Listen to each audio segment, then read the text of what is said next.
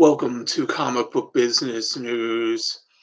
It is I Josh Goldstein on this um solemn day 10 10 8 223 here in the news. It is a solemn day here as we celebrate another Sunday in the United States. There'd be football, there'd be nice stuff. It's sad that there's war in the world. In the Ukraine, they're going into their possible possibly the end of their second year of this war. And that'll be officially it'll be the third year in February. And it's kind of like you wonder why in this modern world when we could settle things diplomatically and we're thinking of higher things like ending global warming and possibly going back to the moon and Mars, that we still have wars and conflicts over borders or territory or a state's right to exist. Actually, besides the Ukraine conflict and the current war there, they have a new war.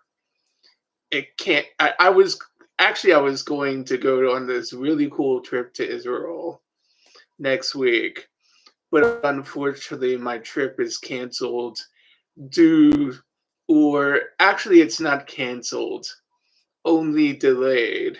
Sorry, you man. So,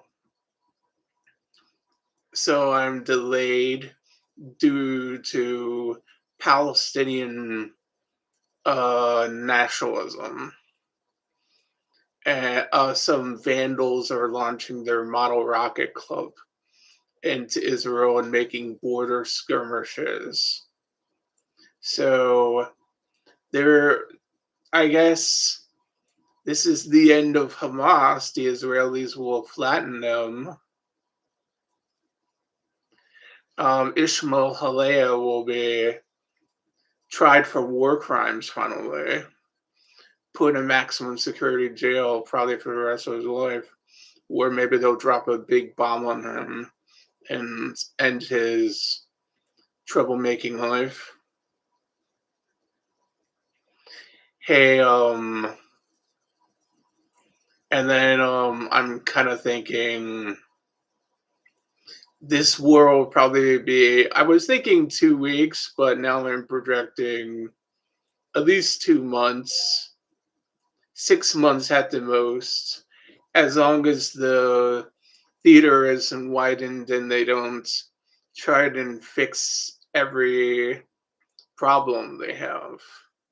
Like perhaps don't try and do raids into the West Bank. Don't try not to care about Hezbollah and Lebanon unless they are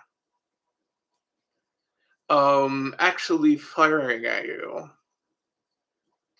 because those people may have been having a wait and see approach, but unfortunately, many of this generation of IDF is not as smart as the last generation.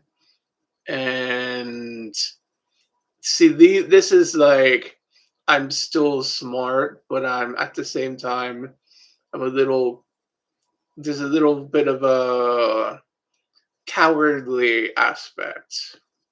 Plus, they seem divided politically, but I think they will. I think Israel shows signs of uniting politically, as the IRPD and the opposition is joining the government. So Netanyahu will have a unity government to deal with his war. So this will be more power to the prime minister, and a unity government is not bad. This means this is so. This is like, I know there's other sources will say different things, but I think that I like the fact that Pete is sort of letting go of some things, and then so we can have a state united in a time of crisis. And I think this is a time for all Jews and to unite behind Israel. Although, and I think um, I'm a little sad about having my trip delayed, but I can wait. And I I will say Hamas is going down. I think I think the IDF is going to cream Hamas. I almost want to do a little comic book about it would be one pin up long. It would be Maccabee Lady punching out Ishmael Halea, like the cover of Captain America #1 from 1940, when Cap punched out Hitler, or something like that. Like, he's not exactly the world's toughest bad guy. Like, he's kind of like low on he's high but low, and and I know they can win this horse. It's terrorists are scary, but they have a huge air force. They have Murkoff tanks. These are these are basically pirates, basically. And the rockets they're striking Israel with are sur- surplus rockets left over from World War II, and they're like Cold War rockets. The Katyushas and the Grads. They're very poorly constructed. They're made using homemade drones. These things, this war should not last that long.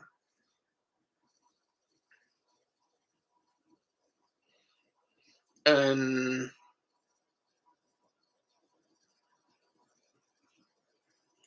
I think one thing to worry about is the opinion of Israel in the Arab world, because they have a lot of carte blanche these days and a lot of new friends. So don't go overboard. So maybe our talk about other things right now. Another thing I'm doing besides being certain things is I'm possibly doing this a few things. My comics are being distributed at New York Comic Con, at the VP Comics and Collectibles booth. And so if you're at the New York Comic Con, check check out get a copy of Maccabee Lady #1. It's actually a collectible these days. You could pick up a spare copy. This is the older comic book, not any of the current graphic novels. And so pick one up. My good friend Thomas is distributing it for me, and or he's my friend from New England, so sort of my business friend. So so and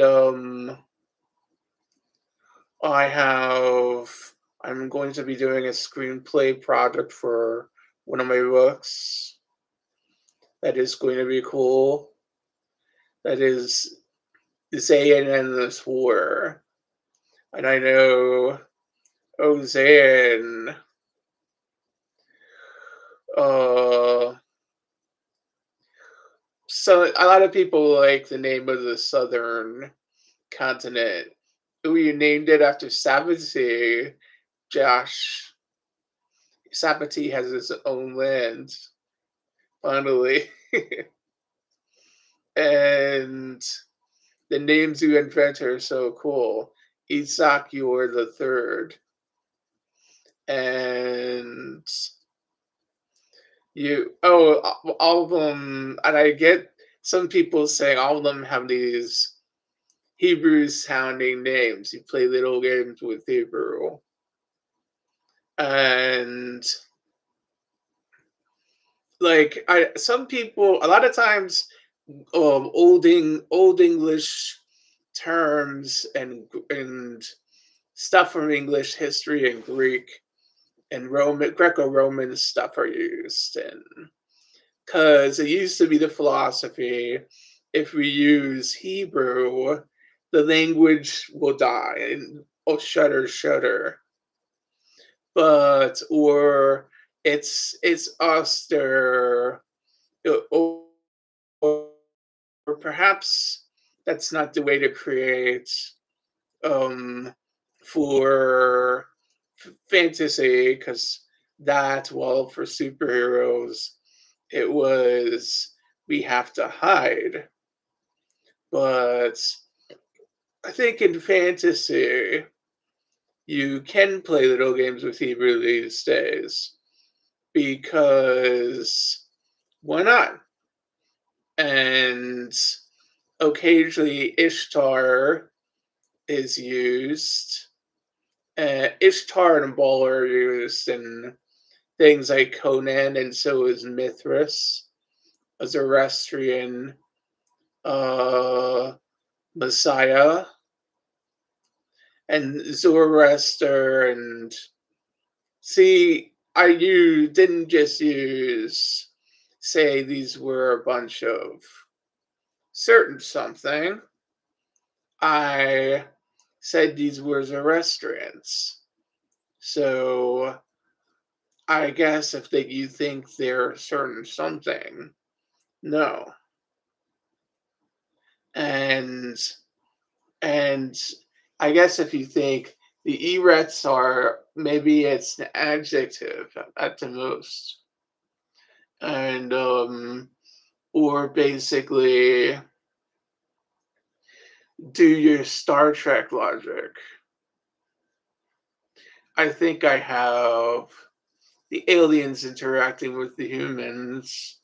The aliens maybe thinking the humans have a point, and maybe see, I tell these little stories in the back where I have an appendix and some nice little backup stories where you can find out about the worlds and, oh, this explains that. This is how this world is sort of here. It's not just some kooky thing. There's an explanation.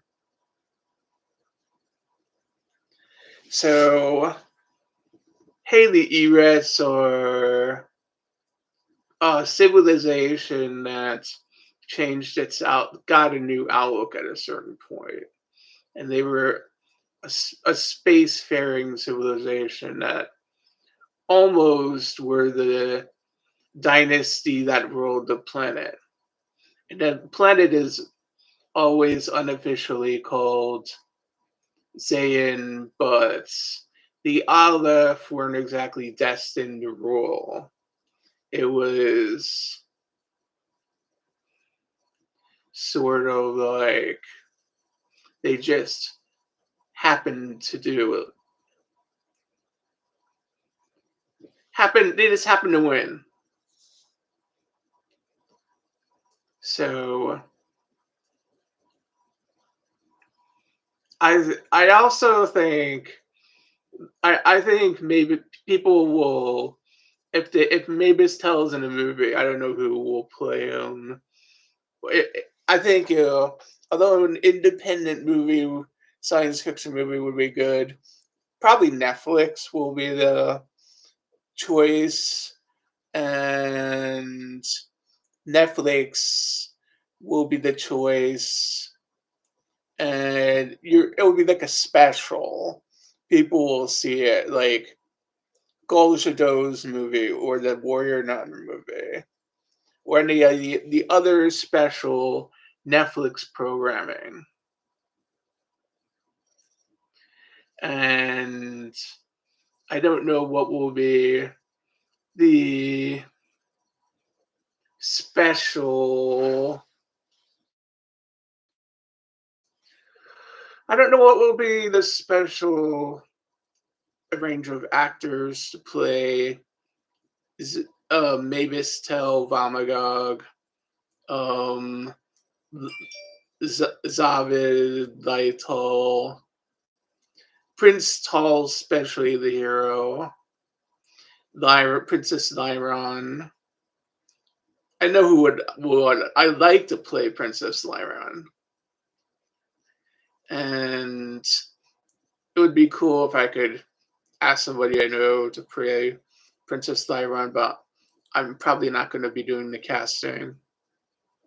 She'd probably think about it, but you like it's gonna be some studio handling it, or probably get a little money off this. I don't know.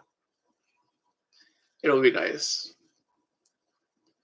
So I'm probably going to be doing that in a couple weeks because I'm not going over. But hopefully after the war, despite what people think of me, well, that's only if you're uh,